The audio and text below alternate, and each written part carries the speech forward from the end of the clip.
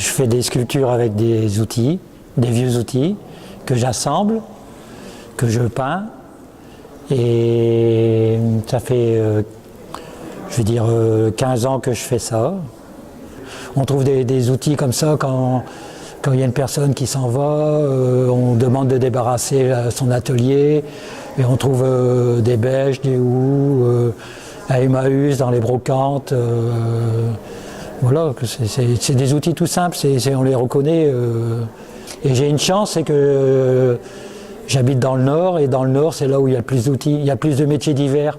Ça a l'air de rien, mais il y a la mine, il y a le textile, il y a les péniches, il y a l'agriculture qui est diversifiée. On a des endives, on a des pommes de terre, donc on peut retrouver facilement des outils.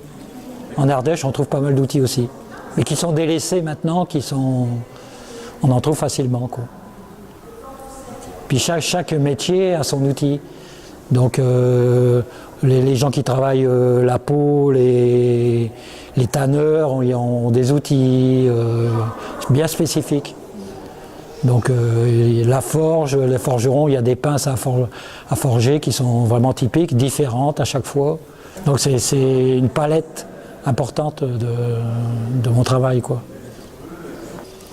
Bon, pour parler de cette sculpture, elle est inspirée par une sculpture qui est à Brasilia, qui s'appelle Hommage aux ouvriers. Et bon, j'ai pris ça comme thème pour faire le thème sur la sagesse.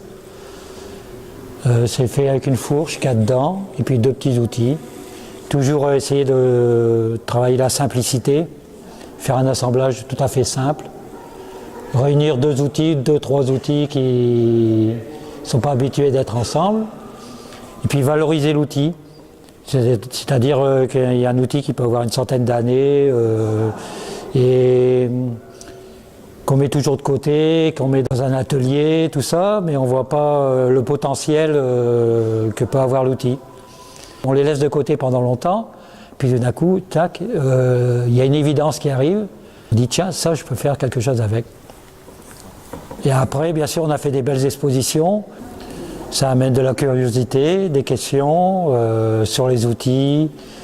Des personnes peuvent voir l'outil, d'autres voient la sculpture tout de suite. Il y a beaucoup d'échanges. On a fait un cuisinier, il a été vendu là, pendant l'exposition. Une dame a pris le cuisinier parce que son fils était cuisinier. Bon, c'est pas simplement pour ça. Mais le cuisinier, c'est une histoire bien précise. C'est bon, j'ai exposé à l'Ermitage Gantois à Lille. Et il y avait un colloque sur les cuisiniers étoilés. Tous les cuisiniers étoilés se sont réunis à l'hôtel.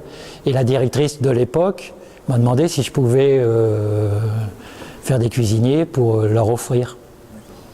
Donc il y a plein de cuisiniers qui sont dans des cuisines étoilées, quoi. Et après, bien sûr, on a fait des belles expositions, mais toujours par des rencontres fortuites. Toujours, oh, ben, je connais un tel qui peut faire... et c'est pour ça qu'on a exposé dans un hôtel 5 étoiles et qu'on a des pièces qui sont un petit peu éparpillées, pas dans le monde entier, mais on a des pièces qui sont à Rio de Janeiro, ça fait plaisir, des pièces qui sont au Mexique, des pièces qui sont à Paris, à Bruxelles, à Amsterdam, tout ça, quand on fait des expositions, des gens de tous les pays.